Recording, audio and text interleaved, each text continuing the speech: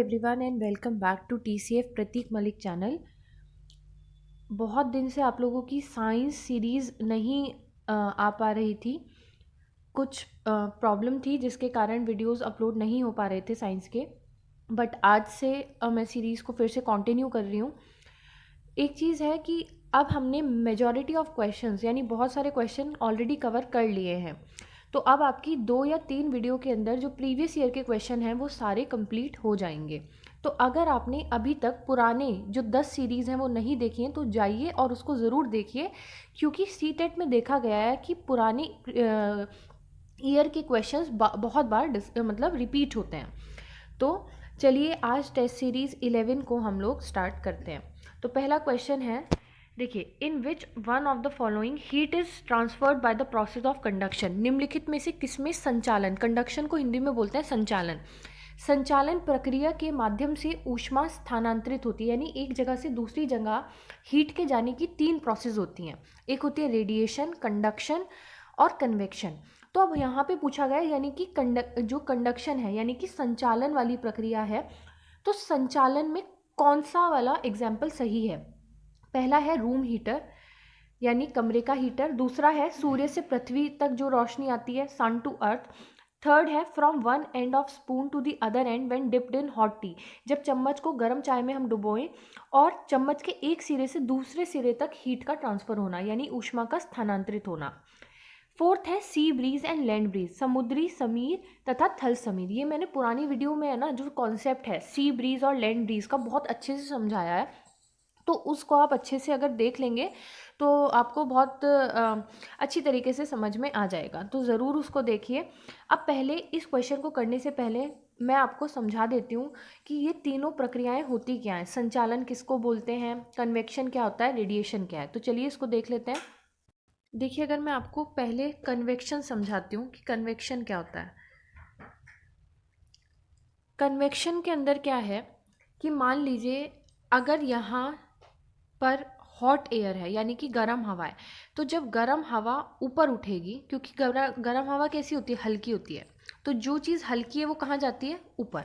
अब आप एक एग्जांपल ले लीजिए कि अगर मैं कहूँ कि एक बलून है, ठीक है, और एक है, आपने दोनों को फेंका तो बलून हल्का है इसीलिए ऊपर जाएगा और ईंट नीचे आएगी क्योंकि वो भारी है। तो सिंपल चीज़ से आप समझ लीजिए कि गर्म हवा हल्की होने के कारण क्या होता है, ऊपर उठती है।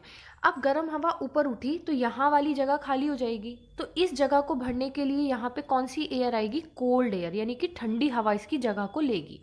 तो जब ऐसा एक चक्र बन जाए जिसमें हॉट एयर ऊपर है और कोल्ड एयर उसकी जगह ले रही है, तो एक पूरा चक्र बन जाता है, तो ये कहलाती है कन्वेक्शन। इस प्रोसेस को बोलते हैं कन्वेक्शन, हिंदी में बोलते हैं संवहन। ठीक है, तो हिंदी में इस प्रक्रिया को कहा जाता है संवहन और इंग्लिश में बोला जाता है कन्वेक्शन। जब हॉट करंट और वार्म करंट्स और कोल्ड करंट सेट होते हैं, यानी कि गर्म हवा ऊपर उठती है और उसकी जगह कौन लेती है, ठंडी हवा, तो ये जो चक्र बनता है ये कहलाता है संवहन प्रक्रिया। ठीक है, अब दूसरी बात आती है कंडक्शन यानी कि संचालन। कंडक्शन क्या होता है, कंडक्शन बहुत सिंपल प्रोसेस है जिसमें अगर एक एग्जांपल लो, यहाँ पे आपने मोमबत्ती जलाई और यहाँ पे एक मेटल की रॉड है, तो कंडक्शन में क्या होगा, हीट ट्रांसफ़र होगी एक पॉइंट से दूसरे पॉइंट तक। तो जब एक स्थान से दूसरे स्थान तक हीट ट्रांसफ़र हो रही है तो वो है कंडक्शन। कैसे हो रही है, अगर आप इस बात को जानते हैं, आपने केमिस्ट्री थोड़ी सी पढ़ी है, तो आप इस बात को अच्छे से जानते होंगे कि जो सॉलिड होता है यानी कि जो सॉलिड पार्टिकल्स हैं वो क्लोजली अटैच रहते हैं, आपस में टाइटली पैक्ड रहते हैं। ठीक है, लेकिन जो लिक्विड होता है, लिक्विड में पार्टिकल्स कैसे रहते हैं, थोड़ा दूर दूर रहते हैं। तो कंडक्शन प्रोसेस में क्या होता है कि अगर देखिए पार्टिकल बिल्कुल पास पास है, सॉलिड पार्टिकल, तो हीट अगर यहाँ से आई तो ये यहाँ से इजीली क्या होगी, पास होने के कारण एक मॉलिक्यूल दूसरे से टकराएगा, दूसरा तीसरे से, तीसरा चौथे से, इसी तरीके से हीट आराम से ट्रांसफ़र हो जाएगी। इसीलिए कंडक्शन प्रोसेस जो होती है वो सॉलिड में सबसे अच्छे से होती है। और कन्वेक्शन या रेडिएशन जो अभी हम देखेंगे ये गैसेस और लिक्विड में अच्छे से होती है। तो चलिए इसको एक बार समझ लेते हैं। कंडक्शन आपको समझ में आ गया होगा, कन्वेक्शन अच्छे से आ गया होगा। अब हम देखते हैं रेडिएशन क्या है। अब बात आती है रेडिएशन की।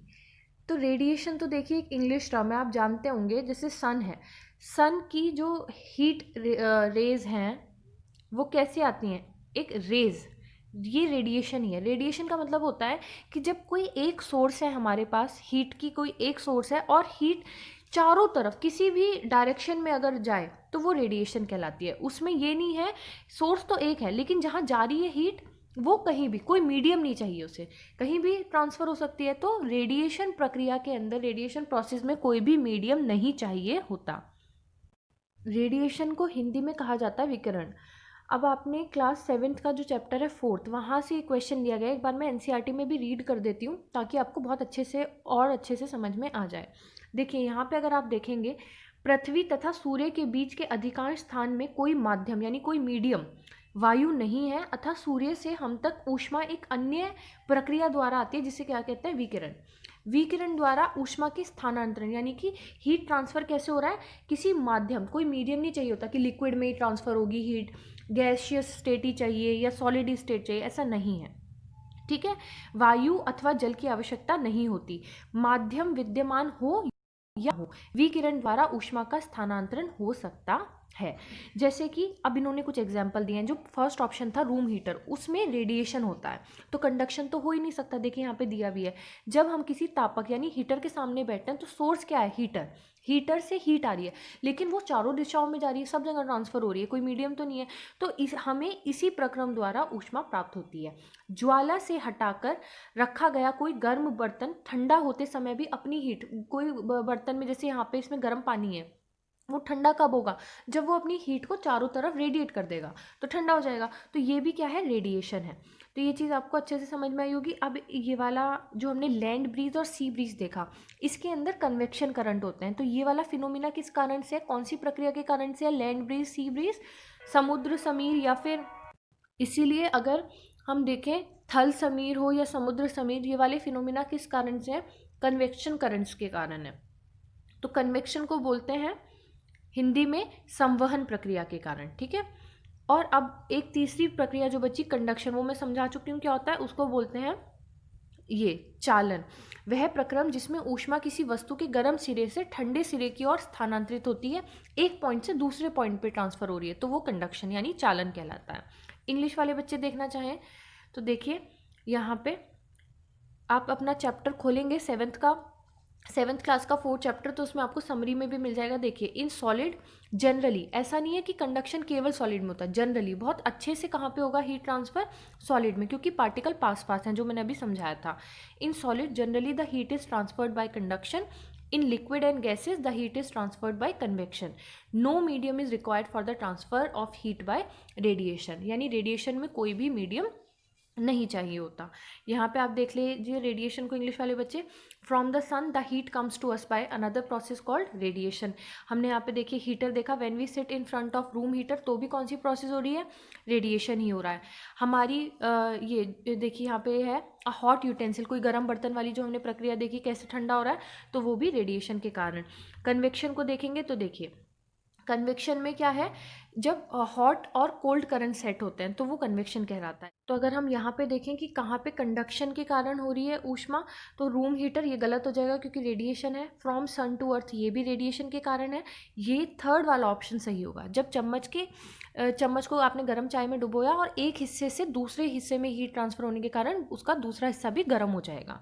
सी ब्रीज और लैंड ब्रीज किसके कारण है, कन्वेक्शन। तो आपको देखो इस क्वेश्चन से कितनी सारी चीज़ें पता चल गई, कंडक्शन भी, कन्वेक्शन भी, रेडिएशन भी। अब कोई क्वेश्चन आए तो आप आराम से कर सकते हैं। अब अगला क्वेश्चन देखते हैं। देखिए अगला क्वेश्चन क्लास 8th का जो चैप्टर है ना, सोलर सिस्टम कुछ ऐसे करके है, जहाँ पे अवर प्लैनेट्स के बारे में डिस्कस किया गया है, वहाँ से ये क्वेश्चन लिया गया है। क्या है, planet revolve around the sun in definite path, ग्रह एक निश्चित पथ पर सूर्य की चारों तरफ रिवॉल्व करते हैं यानी परिक्रमा करते हैं। निम्नलिखित ग्रहों को उनके परिक्रमा अवधि यानी उनके रिवॉल्यूशन पीरियड के अकॉर्डिंग हमें इंक्रीजिंग ऑर्डर में, सबसे कम किसका रिवॉल्यूशन पीरियड है, उससे ज़्यादा, उससे ज़्यादा, उससे ज़्यादा, ऐसे अरेंज करना है। तो चलो उसको पहले हम एनसीईआरटी में एक बार देख लेते हैं। देखिए अगर क्लास 8th के चैप्टर को हम देखें, stars and the solar system करके चैप्टर है, वहाँ पे पेज नंबर 227 पे नीचे की ओर अगर आप देखेंगे तो रिवॉल्यूशन का दे रखा है। देखिए the time taken by the planet to complete one revolution is called the period of revolution. एक परिक्रमा करने में जो टाइम लगता है वो क्या कहलाता है, उसका पीरियड ऑफ रिवॉल्यूशन कहलाता है। यहाँ पे एक चीज़ है, the period of revolution increase as the distance of planet increase from sun. अगर प्लैनेट का यानी ग्रह का सूर्य से डिस्टेंस बढ़ता जाएगा तो उसका पीरियड ऑफ रिवॉल्यूशन भी बढ़ता जाएगा। तो पहले आपको क्रम पता होना चाहिए कि किस तरीके से प्लैनेट अरेंज है। अगर हम यहाँ पे देखें तो मैंने पुरानी वीडियो में भी बता रखा है, मेरे चैनल पे क्लास 6 की वीडियो है जिसमें सोलर सिस्टम वाला ही चैप्टर है। अगर आप उसे देखेंगे ना तो रिवॉल्यूशन क्या है, रोटेशन क्या है, प्लैनेट कौन कौन से हैं, क्या करेक्टरिस्टिक है, अच्छे से समझ में आ जाएगा। उसको आप जाके देख सकते हैं। और मेरे चैनल का जो लिंक है वो आपको डिस्क्रिप्शन बॉक्स में मिल जाएगा, उसको आप ज़रूर देखिए।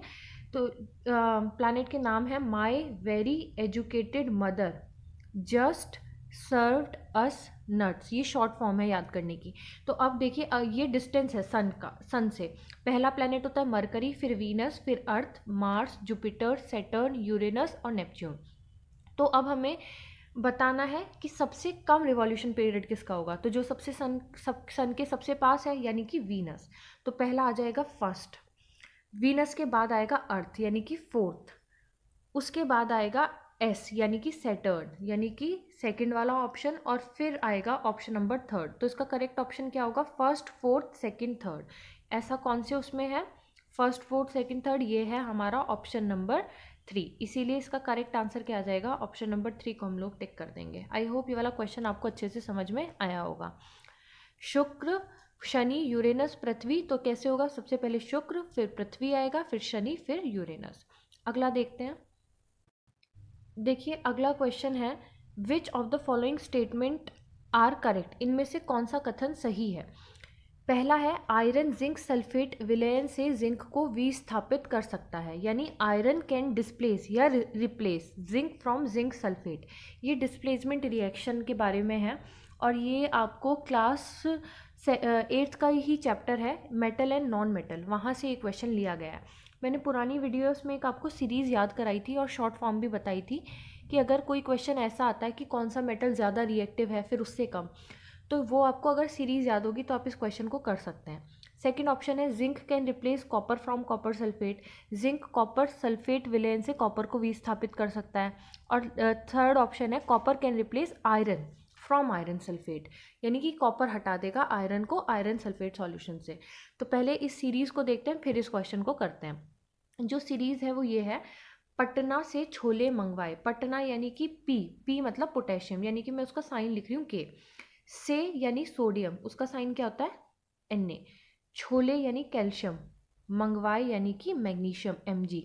ठीक है, पटना से छोले मंगवाए। आलू ज़रा इधर तो ला, आलू यानी एल्यूमिनियम, ज़रा यानी जिंक, इधर यानी कि Fe। तो ला यानी कि टिन, टिन का होता है Sn, और ला मीन्स लेड यानी कि Pb। ये सिंबल्स हैं केमिस्ट्री में, ठीक है। यानी कि अगर पोटेशियम एक मेटल है तो उसका सिंबल क्या है, के। सोडियम का Na। ये सीरीज़ आपको ऐसी याद होनी चाहिए, पहले के आता है फिर Na फिर Ca। इस सीरीज़ में जो सबसे पहले है यानी पोटेशियम, वो सबसे ज़्यादा रिएक्टिव है। तो अगर किसी रिएक्शन के अंदर पोटेशियम है तो उसकी जो भी जगह है उसको कोई नहीं हटा सकता। जैसे कि अगर क्लास के अंदर कोई मॉनिटर है उसकी जो सीट है वही रहती है, कोई नहीं हटाएगा। तो ऐसी सोडियम, ये जो पोटेशियम है उसको नीचे वाले कोई नहीं हटा सकता, लेकिन पोटेशियम सबको हटा सकता है। पोटेशियम सोडियम को भी हटा देगा, कैल्शियम को भी। अगर मैं बात करूं सोडियम की, तो सोडियम पोटेशियम को नहीं हटा सकता लेकिन अपने नीचे वाले सभी लोगों को हटा सकता है। अब आप ऑप्शन देखो, आयरन में कहा है क्या आयरन जिंक को हटा देगा, आयरन। तो आप यहाँ पे देखो जिंक तो पहले आ रहा है ना आयरन से, यानी कि जिंक ज़्यादा रिएक्टिव है, तो आयरन हटा ही नहीं सकता जिंक को। तो पहला वाला ऑप्शन क्या हो जाएगा, गलत हो जाएगा। दूसरा ऑप्शन है zinc can replace copper from copper sulphate, क्या जिंक कॉपर को हटा देगा। तो देखिए कॉपर सबसे कम रिएक्टिव होता है, यहाँ पे कॉपर नहीं है ना लिस्ट में, यानी कि नीचे ही है इनसे, ठीक है। तो जिंक हटा सकता है कॉपर को, ये बात सही है। सी है copper can replace iron from iron sulphate. मैंने एक बात अभी बताई है कि कॉपर इस वाली लिस्ट में नहीं है, यानी कि वो आयरन से भी नीचे है। तो क्या कॉपर आयरन को हटा देगा, बिल्कुल भी नहीं। तो इसका करेक्ट ऑप्शन क्या हो जाएगा, बी। तो यानी कि ऑप्शन 2 ओनली बी। एकदम इसका करेक्ट होगा ऑप्शन बी। तो देखिए, अगर आप साइंस तो वैसे भी एक ऐसा सब्जेक्ट है कि आपको जब तक समझ नहीं आएगा रट के कुछ नहीं कर सकते हैं। तो जब तक आपको सीरीज़ याद नहीं है, आपको पता नहीं है कि कौन सा मेटल ज़्यादा रिएक्टिव है, रिएक्शन कैसे होता है, सब ऊपर से जाएगा। तो जितना शॉर्ट ट्रिक के साथ बता रही हूँ उसको थोड़ा याद रखिए कि पेपर में अगर जिंक की जगह कुछ और दे दिया, सोडियम दे दिया, पोटेशियम, 100 क्वेश्चन बनने की संभावना रहती है। ज़रूरी थोड़ा ना हर बार वो जिंक की देंगे या कुछ है। तो थोड़ा दिमाग लगा के पढ़िए और जो चीज़ एक्स्ट्रा बताई जा रही है उसको कहीं ना कहीं नोट करते रहिए। नेक्स्ट क्वेश्चन देखते हैं। देखिए, नेक्स्ट क्वेश्चन है 88 वाला, पहले देखते हैं। इनमें से आपको गलत स्टेटमेंट चुनना है, यानी कि इनकरेक्ट। ठीक है, पहला है अम्ल स्वाद में खट्टे होते हैं जबकि क्षारकों का स्वाद कड़वा होता है। यानी कि एसिड सोर होते हैं, खट्टे, और बेसिस कैसे होते हैं, बिटर इन टेस्ट एंड सोपी टू टच। हाथ लगाने पे जो बेस होते हैं वो ऐसा लगेगा जैसे साबुन जैसा है। ठीक है, पहला स्टेटमेंट ये है। सेकंड स्टेटमेंट है asset turn blue litmus red and base turn red litmus blue. अम्ल नीले लिटमस को लाल कर देते हैं और क्षारक लाल लिटमस को नीले में बदल देते हैं। तीसरा कथन है solution of substance that show different colors in acidic, basic and neutral solution are called indicators। Indicators क्या हैं, ऐसे पदार्थों के विलयन जो अम्लीय, क्षारकीय और उदासीन विलयन में भिन्न रंग दर्शाते हैं, सूचक कहलाते हैं। जैसे कि अगर हम बात करें लिटमस पेपर की, तो लिटमस पेपर एसिड के लिए अलग कलर देता है, बेस के लिए अलग देता है, तो ये अपना कलर चेंज करते हैं, तो इसीलिए सूचक कहलाते हैं, ये कहा गया। डी ऑप्शन है an acid and base neutralize each other to form a salt and salt is always neutral. लवण बनाने के लिए अम्ल तथा क्षारक एक दूसरे को उदासीन करते हैं, यानी कि न्यूट्रल कर देते हैं, तथा लवण सदैव उदासीन होता है। क्या हमेशा वो न्यूट्रल ही होता है जो सॉल्ट बनेगा, ये बातें कही गई हैं। अब आपको बताना है इनमें से गलत स्टेटमेंट कौन सा है। तो देखिए, पहले एनसीईआरटी में हम एक बार देख लेते हैं। ये क्लास 8th का ही चैप्टर है, acid base and salt. Class 8th का 5वां चैप्टर है, 5th चैप्टर, उसको देख लेते हैं फिर इसको करते हैं। जो ये चैप्टर है उसमें पीछे समरी दी रहती है, पूरे चैप्टर का एक शॉर्ट फॉर्म में समराइजेशन दिया रहता है, वहाँ पे मैंने ये लिया है। देखिए, पहला है एसिड आर सोर इन टेस्ट, यानी कि जो अम्ल हैं वो खट्टे ही होते हैं, और बेसिस कड़वे बिटर होते हैं, और सोपी टू टच। तो पहले वाली बात तो बिल्कुल ठीक कही गई थी। दूसरी है एसिड जब लिटमस पेपर पे डाले जाते हैं तो लिटमस को क्या कर देंगे, asset turn blue litmus red, यानी नीले लिटमस को किस में बदल देंगे, लाल में, और बेस क्या करेंगे, रेड लिटमस को ब्लू में कर देंगे। तो ये भी बात सही कही गई थी। तीसरा है solution of substance that show different colour in acidic, basic and neutral solution are called indicator. देखो, क्वेश्चन डायरेक्ट यहीं से बना दिया है, तो ये भी बात बिल्कुल सही है, इंडिकेटर सूचक कहलाते हैं। फोर्थ चीज़ है, जब हम एसिड या बेस को आपस में मिलाते हैं तो वो सॉल्ट बनाते हैं, लेकिन ज़रूरी नहीं है कि सॉल्ट हमेशा न्यूट्रल हो, क्योंकि यहाँ पे देखो लास्ट में एक लाइन लिखी है, अ सॉल्ट में बी एसिडिक, बेसिक और न्यूट्रल इन नेचर।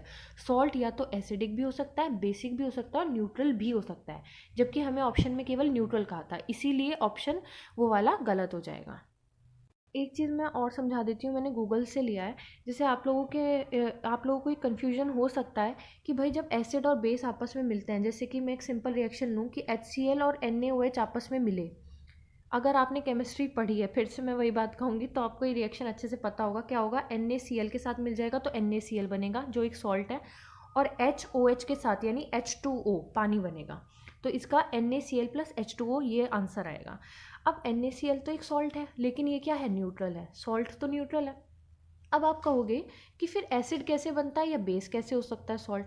तो भाई अगर एसिड बहुत स्ट्रॉन्ग एसिड है, अगर हम एक स्ट्रॉन्ग एसिड है और वीक बेस है, तो सॉल्ट कैसा बनेगा, अगर स्ट्रॉन्ग एसिड है, बहुत ही स्ट्रॉन्ग अम्ल है, और वीक बेस है, इन दोनों को आपस में रिएक्ट करवाते हैं, प्लस वीक बेस है, तो क्या बनेगा, सॉल्ट तो बनेगा, लेकिन स्ट्रॉन्ग एसिड होने के कारण एसिडिक सॉल्ट बनेगा। और अगर हमारा बेस स्ट्रॉन्ग है तो कैसा सॉल्ट बनेगा, बेसिक सॉल्ट बनेगा। वही चीज़ यहाँ पे इन्होंने एक चीज़ बताई है कि अगर रिएक्शन वीक एसिड में हो रहा है और स्ट्रॉन्ग बेस में हो रहा है तो आंसर क्या आएगा, बेसिक सॉल्ट बनेगा। देखो, जैसे इन्होंने यहाँ पे एक लिया है HC2H3O2 ये लिया है, और NaOH हाइड्रोक्साइड का इसके साथ रिएक्शन करवाया है, तो यहाँ पे क्या बना, NaC2H3O2, ये क्या है, एक बेसिक सॉल्ट बना।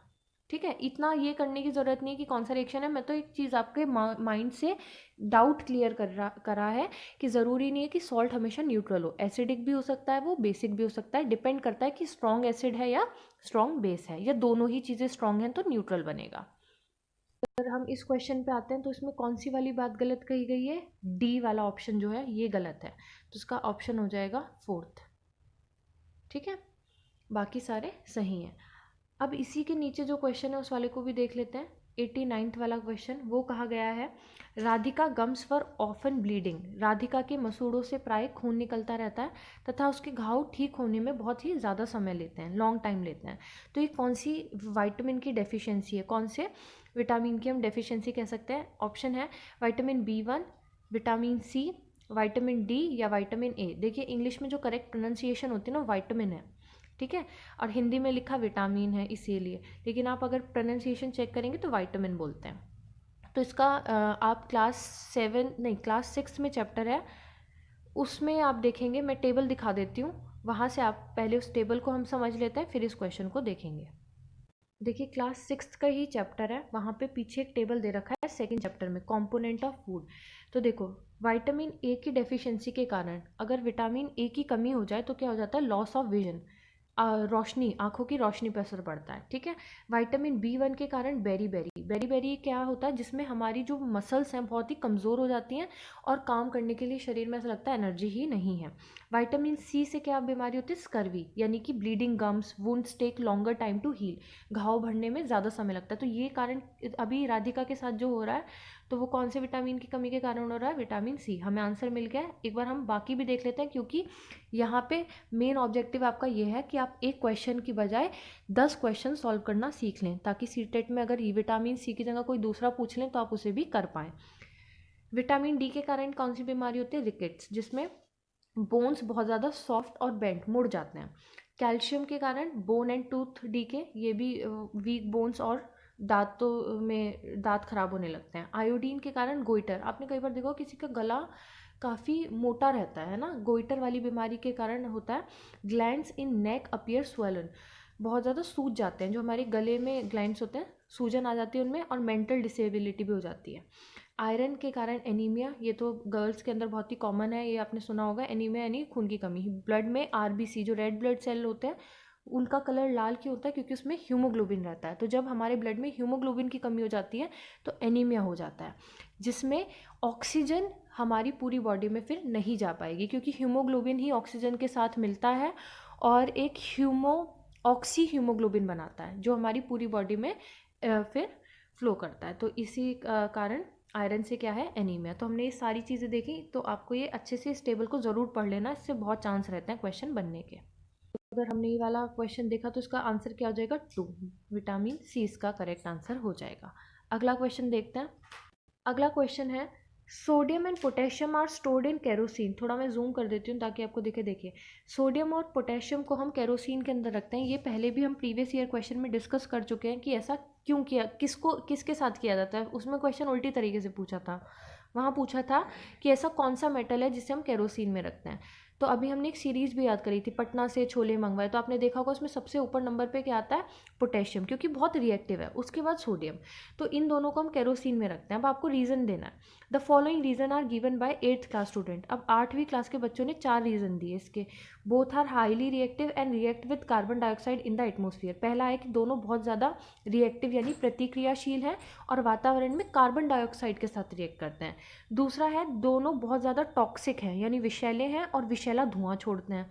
तीसरी बात है both are highly reactive and react with oxygen in atmosphere. दोनों बहुत ज़्यादा प्रतिक्रियाशील हैं यानी कि बहुत ज़्यादा रिएक्टिव हैं और वातावरण में ऑक्सीजन के साथ रिएक्ट करते हैं। फोर्थ ऑप्शन है kerosene helps cut off the reaction of metal with oxygen. Kerosene हवा में विद्यमान ऑक्सीजन से धातु की प्रतिक्रिया को रोकने में सहायक होते हैं। तो चलो पहले हम क्लास 7th में जहाँ से लिया गया क्वेश्चन उसको देख लेते हैं ताकि आप अच्छे से कर पाओ। ये क्लास 7th का चैप्टर है। अगर इसमें आप देखेंगे तो देखो यहाँ पे एक चीज़ लिखी है, sodium metal is very reactive, it reacts vigorously with oxygen. ये ऑक्सीजन के साथ रिएक्ट करता है और जो हमारे एटमॉस्फेयर में भाप है, नमी है, वाटर, उससे रिएक्ट करता है। तो कहीं कार्बन डाइऑक्साइड से तो रिएक्ट कर नहीं रहा है। और इस रिएक्शन में बहुत सारी हीट यानी ऊष्मा जनरेट होती है, इसीलिए इसे हम केरोसिन में रखते हैं। तो करेक्ट ऑप्शन अब आप बता सकते हैं। तो कार्बन डाइऑक्साइड वाला पहला तो बिल्कुल ही गलत होगा, दूसरा कुछ टॉक्सिक भी नहीं है, तीसरा वाला ऑप्शन बिल्कुल सही है और चौथा वाला भी बिल्कुल सही है, क्योंकि ये सी और डी आपस में एक दूसरे के पूरक हैं। क्योंकि केरोसिन क्या करता है, ऑक्सीजन के साथ उसका जो संपर्क है यानी कि उसके बीच में उनको रोक देता है ताकि ऑक्सीजन से वो रिएक्ट ही ना कर पाए, कट कर देता है, कट ऑफ द रिएक्शन। तो सी एंड डी इसका करेक्ट ऑप्शन होगा। आई होप चाहे हमने 5 ही क्वेश्चन करे हों, लेकिन हमने एक क्वेश्चन के साथ बहुत सारे क्वेश्चन जो बन सकते हैं उनको भी डिस्कस किया है। अगर आपको वीडियो अच्छा लगे तो वीडियो को लाइक ज़रूर करिए, चैनल को सब्सक्राइब करिए, और मेरा जो चैनल है उसका लिंक डिस्क्रिप्शन में है, वहाँ जाके आपको साइंस की वीडियोस मिलेंगी, उनको ज़रूर देखिए और चैनल को भी सब्सक्राइब करिए। Thank you.